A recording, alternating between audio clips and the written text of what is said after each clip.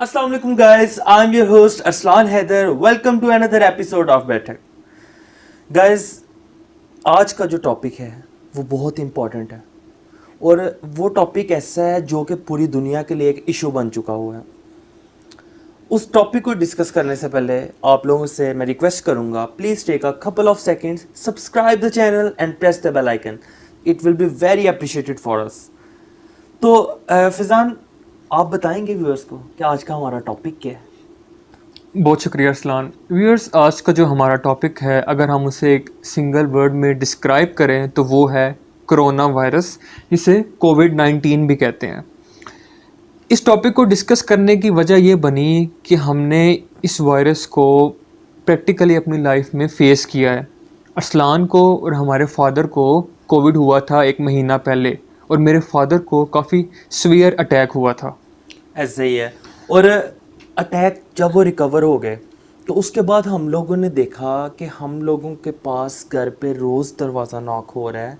Door knock हो के कोई बंदा साथ वाले स्ट्रीट से, उससे साथ या करीब जो भी एरिया में लोग हैं, आगे कोई कहता है कि मेरे फादर को सांस का इशू आ रहा है, मेरे ब्रदर को प्रॉब्लम आ रही है सांस लेने में, उसको ब्रीथ इशू हो रहा है। तो हम लोगों ने सोचा कि चलो जो हमारे पास एक्सपीरियंस है हम लोग उसको देखते हुए एक वीडियो बनाते हैं। और दूसरा, फिजान जो है एक मेडिकल स्टूडेंट है, तो हम लोगों ने दोनों ने आज सोचा कि एक ऐसी वीडियो बनाते हैं जो किसी एक के भी काम आ गई तो हमारा ये वीडियो बनाने का मकसद पूरा हो जाएगा।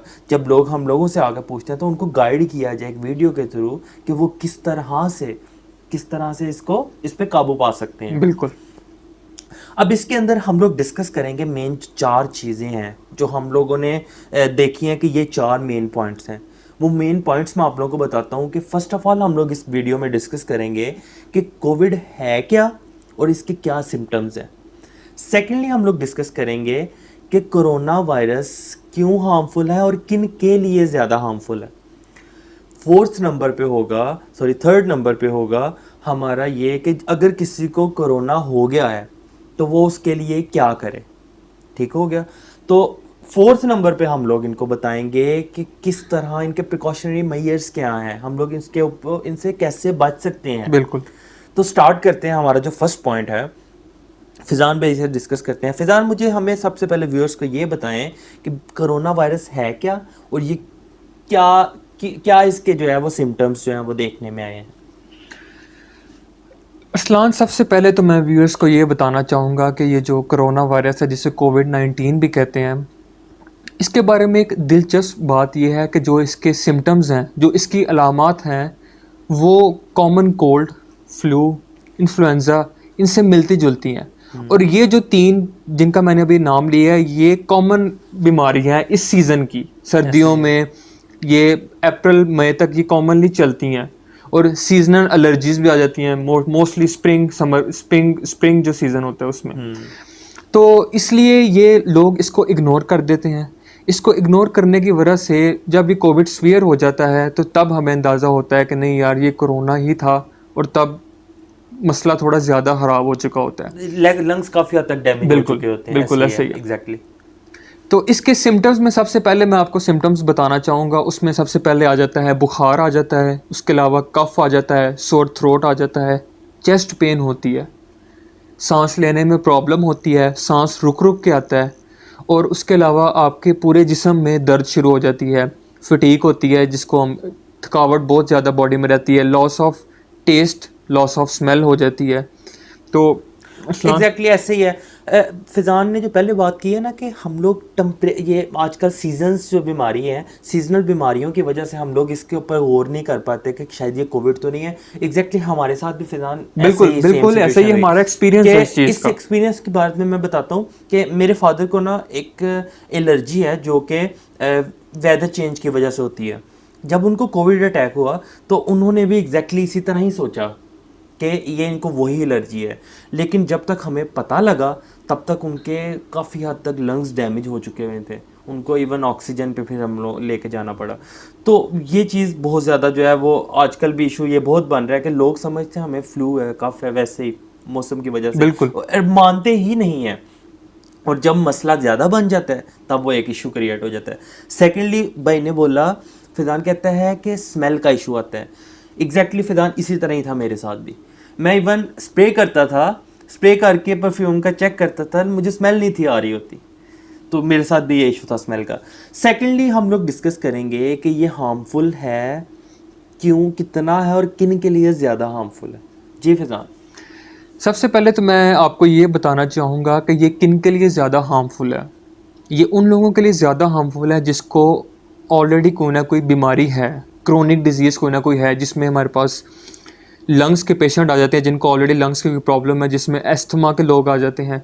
उसके अलावा जो दिल के मरीज़ हैं, शुगर के मरीज़ हैं, उसके अलावा जिनको ब्लड प्रेशर की बीमारी रहती है, और इसके बाद आ जाता है कि जिनको कोई ना कोई बीमारी किसी भी तरह की बॉडी में है, और जो बूढ़े लोग हैं वो भी इसी कैटेगरी में आती है, पहले से जिनको बीमारी है। जी बिल्कुल। इसके अलावा अरसलान मैं एक इंटरेस्टिंग बात बताना चाहूँगा व्यूअर्स को कि जो हमारी यूथ है, यंग जनरेशन है, उसमें एक मिसकंसेप्शन बना हुआ है हम कि लोग ये उनको, सुनते हैं हाँ बिल्कुल, कि उनको कोविड नहीं होता, उनके लिए ज़्यादा सीवियर कोविड अटैक नहीं होता, जबकि ये बिल्कुल डिफरेंट है। क्यों?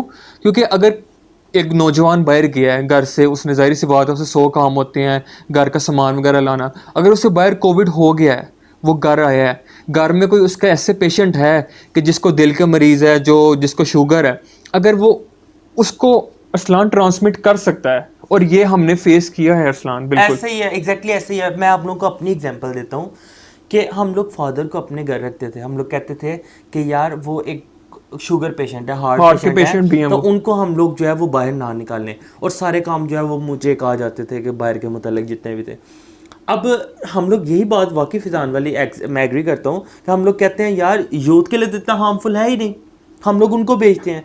लेकिन इस बात से वाकई डिसएग्री किया उनको जाता भी है। एहतियात करने की ज़रूरत है। एग्जैक्टली उनकी ये टोटली डिसएग्री बात है कि जितना हार्मफुल ओल्ड पीपल के लिए है उससे उतना ही हार्मफुल हम लोगों के लिए भी है, यूथ के लिए भी है, क्योंकि उसमें कैरियर मैं बना, मुझे पहले हुआ, उस मेरी वजह से उनको हुआ, जो कि इस चीज़ का वाजिया सबूत है कि जितना हार्मफुल ओल्ड पीपल्स के लिए उतना ही हार्मफुल जो है वो हम लोगों के लिए, यूथ के लिए।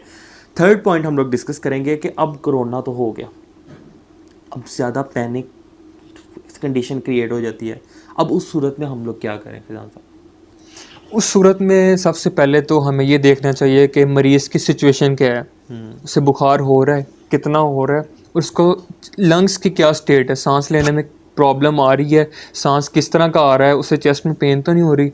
इस सूरत में फ़ौरन किसी डॉक्टर के पास लेके चले जाना चाहिए पेशेंट को। उसकी वजह ये है कि जितना हम लेट करेंगे उतने ज़्यादा लंग्स डैमेज होते जाएंगे। और इसमें मैं एक चीज़ रिकमेंड करूँगा कि आप पेशेंट को एक लंग्स के डॉक्टर के पास लेके जाएं, जिसे पल्मोनोलॉजिस्ट कहते हैं। उसकी वजह ये है कि जो लंग्स कोविड-19 के असलान कोई ट्रीटमेंट नहीं आया प्रॉपर, कोई मेडिसिन नहीं है, तो हम अगर किसी डॉक्टर के पास जाएंगे जो लंग्स का डॉक्टर नहीं है, वो आपको दवाई लिख के नहीं दे सकता।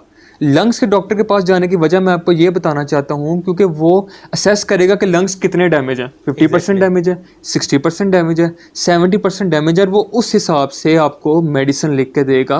क्योंकि इसमें हम बिल्कुल इग्नोर नहीं कर सकते इस चीज़ को कि कितने लंग्स डैमेज हैं और हमें कौन सी ट्रीटमेंट शुरू करवानी है। क्योंकि कुछ पेशेंट जैसे हमारे फादर को भी स्टीरॉइड्स बिल्कुल, इसमें different types of medicine use करवानी पड़ती हैं कि जो आमतौर पर यूज़ नहीं की जाती। अब स्टीरॉइड्स जो है वो जान बचाने के लिए, शुरू के लिए वो यूज़ की जाती हैं, तो हम लोग डॉक्टर से अवॉइड करते हैं। मैं आप लोगों को एक इसमें बात बताऊंगा, जिस तरह फिजान ने बताया कि डॉक्टर के पास जाना बहुत ज़रूरी है। मैं एक चीज़ हम लोग नोट कर रहे थे कि बहुत से पेशेंट जो हैं वो डॉक्टर्स के पास जाने से थोड़ा सा घबराते हैं। बिल्कुल, कि हम लोग इवन ज़्यादातर होता है गवर्नमेंट हॉस्पिटल में नहीं जाएंगे। लेकिन व्यूअर्स मैं आप लोगों को बताता हूँ, हम लोग सियालकोट से रहने वाले हैं, और ये हमारा पर्सनली एक्सपीरियंस है। काफ़ी लोग जो है वो हम लोगों ने उनको रिकमेंड किया कि आप इनको डॉक्टर के पास लेके जाएं। हम लोगों ने तो चलो घर पे, हम फिजान था, मेरे कज़न डॉक्टर हैं, हम लोगों ने तो मिल के कर लिया, या डॉक्टर के साथ कंसल्ट रहते थे। हर बंदा ऑक्सीजन वगैरह लगाना वो नहीं कर सकता, उनको बोलना हम लोग डॉक्टर के पास लेके जाएं, सिविल हॉस्पिटल या गवर्नमेंट हॉस्पिटल ही ले जाएं। उन्होंने फिर जब वो सर्वे हुआ उससे पता लगा कि वो वाकई ही इतनी केयर कर रहे हैं जितनी कि एक पेशेंट को नीड होती है इस बीमारी के लिए। तो वो बहुत केयर करते हैं, इसलिए आप लोग भी बिल्कुल ना घबराएं और डॉक्टर के पास ज़रूर लेके जाएं। खुद इसमें अपनी मेडिसिन या वो देना शुरू ना कर दें। लास्ट चीज़ जो डिस्कस करने वाले हैं वो ये है कि इसके प्रिकॉशनरी मेजर्स क्या हैं, हम इनसे कैसे बच सकते हैं। जी फैज़ान। अरसलान, इस बारे में मैं बताना चाहूँगा कि ये हमें ऑलरेडी पता है, लेकिन अमल करने की हमें ज़रूरत है। ऐसे ही है, एग्जैक्टली ऐसे। हमें पता है कि हमें मास्क पहनना है, हमें हाथ धोने हैं, हमें जब भी बाहर जाना है हमें किसी से हाथ नहीं मिलाना, फासला रखना है, घर आते सारी हाथ धोने हैं सबसे पहले। इन चीज़ों का सबको पता है, लेकिन खुदारा इन पर अमल करें ताकि आप खुद भी बचें और जो अपने घर में वालों को भी बचाएं। हाई रिस्क फैक्टर वाले पेशेंट्स हैं उनको भी बचाएं। Thank you so much guys for watching this video. फिर मिलेंगे एक नई वीडियो, एक नए बैठक सेशन के साथ। एक ही बात फिर कहूँगा, subscribe the channel, share with others. एक के भी काम आगे, खुदारा हमारा मकसद पूरा हो जाएगा। Thank you so much for watching this video. अल्लाह हाफिज़।